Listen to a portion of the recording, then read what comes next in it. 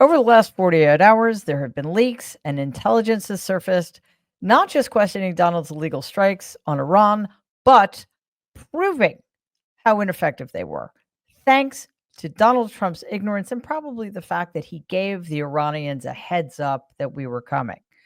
Donald responded the only way he knows how, with a meltdown on his failing social media site, and he demanded the firing of any reporter who accurately covered the story. He didn't stop there.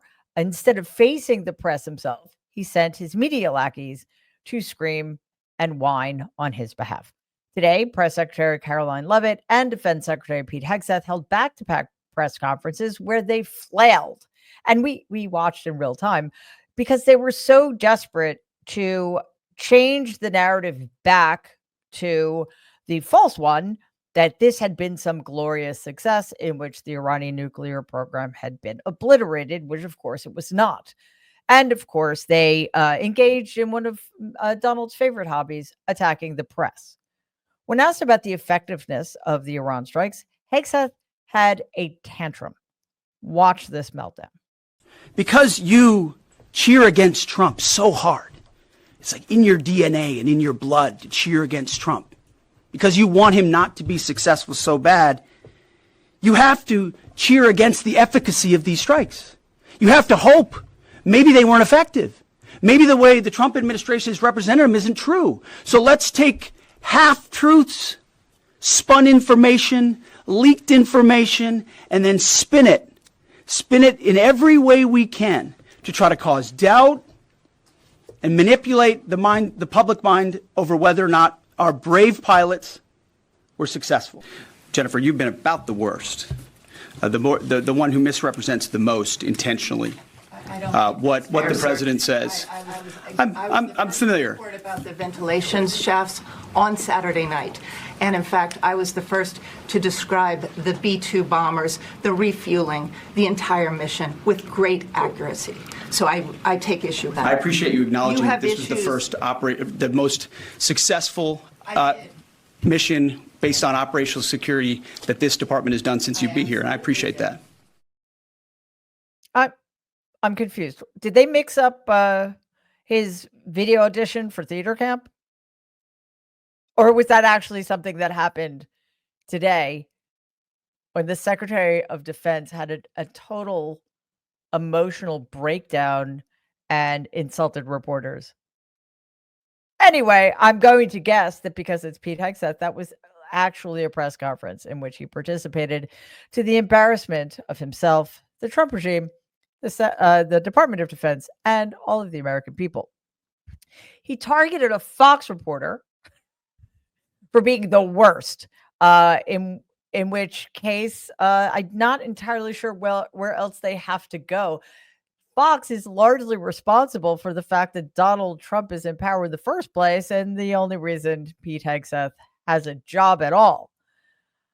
None of this is surprising because they have no facts to back up their false claims. At the end of the day, Hegseth is just a glorified frat bro trying to assert his dominance over anyone who threatens his fragile ego, which makes him a very good companion for his boss. Meanwhile, Donald made up a new rumor claiming that CNN and the New York Times were about to fire the reporters who wrote about his attack on Iran. You actually cannot call it a rumor when you're the one inventing it, but let's not let facts get in the way. Caroline Leavitt was also not stopped from parroting Donald's lies and nonsense at her own press conference. She went on a rant targeting CNN's Natasha Bertrand for reporting on the matter. I will add Natasha Bertrand of CNN, who has done this in the past. In 2020, it was Natasha Bertrand who had 51 intelligence analysts falsely lie to her, but she still put it on paper for some reason, that the Hunter Biden laptop story was Russian disinformation. We all know that's not true, right? We can all agree on that now. That was a lie from the intelligence community. Also in 2020, this same reporter, Natasha Bertrand, wrote that a top intel agency ruled out the man-made lab leak theory of the coronavirus origins. Again, the president was right about that. This reporter wrote a lie from the intelligence community to seek a narrative she wanted to prove.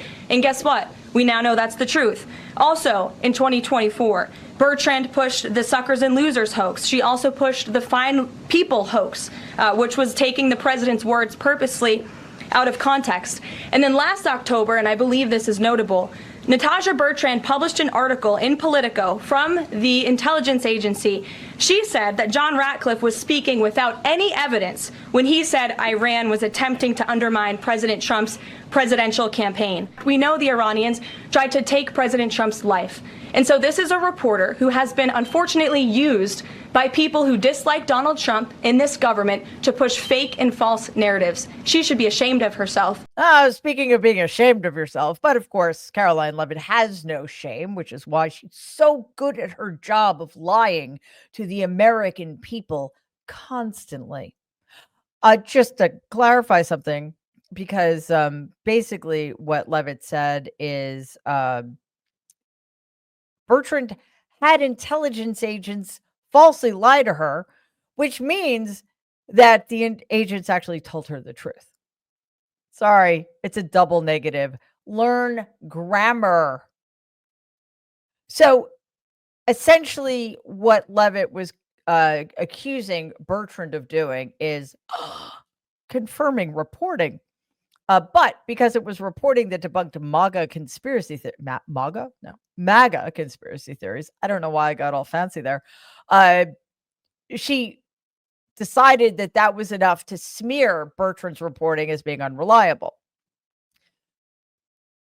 Now, what Levitt seems to forget on occasion, because she has no respect for journalism or the people who perform journalism, is that she's talking to a room full of journalists whose entire job is or should be to report the facts without fear or favor, to report the facts no matter who ends up looking bad or whose feelings end up getting hurt.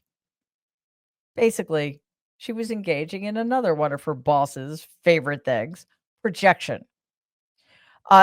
Levitt also gave us a classic Freudian slip.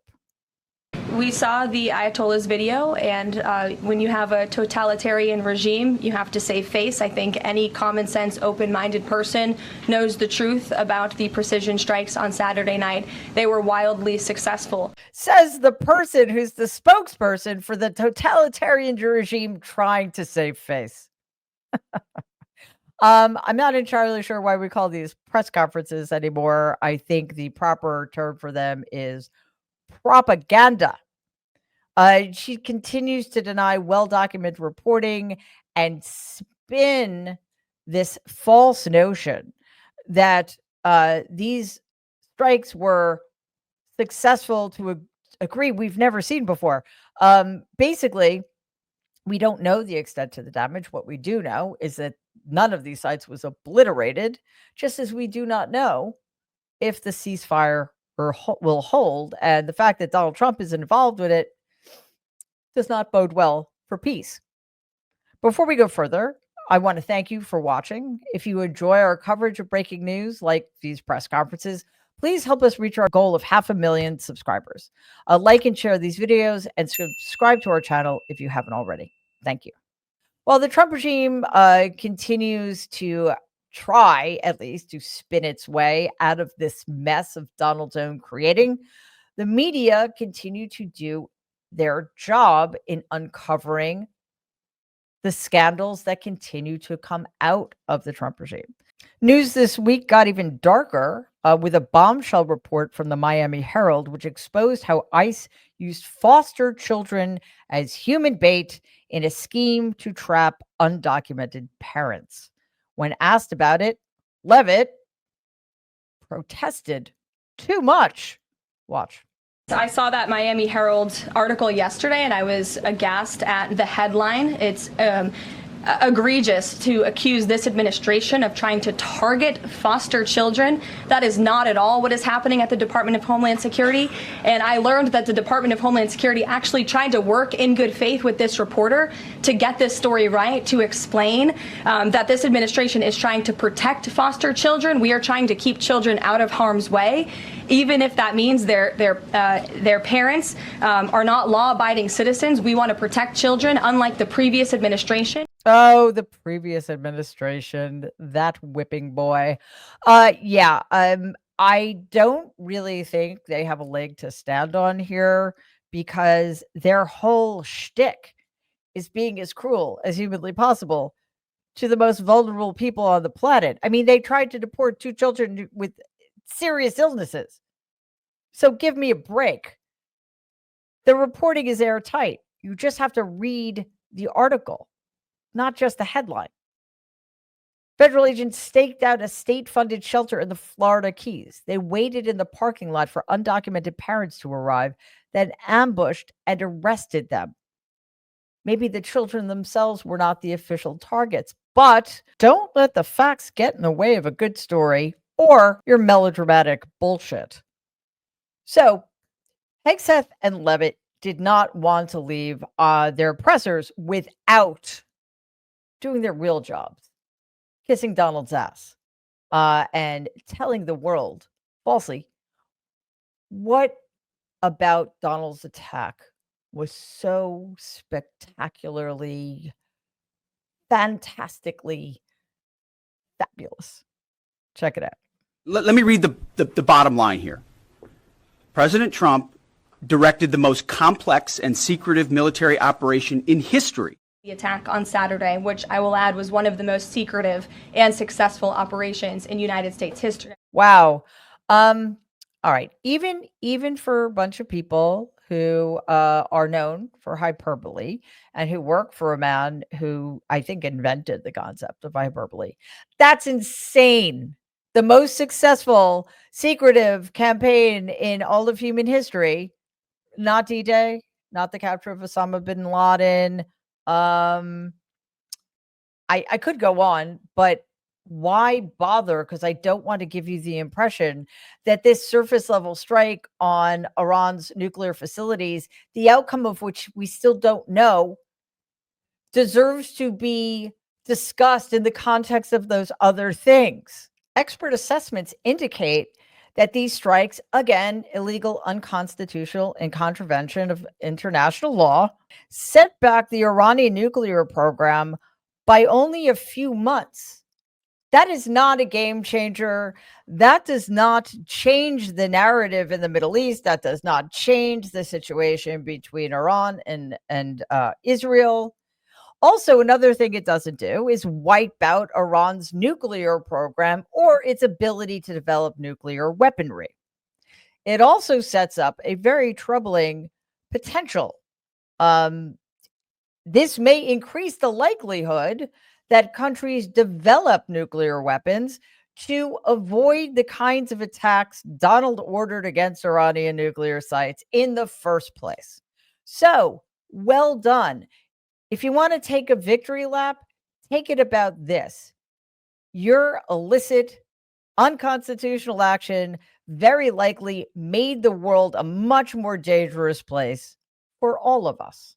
Please take a second and like and share this video. It'd be awesome if you could subscribe to the channel. If you're listening to us in podcast form, please follow us and give the show a 5-star rating because it really does help other people find our content. Thanks.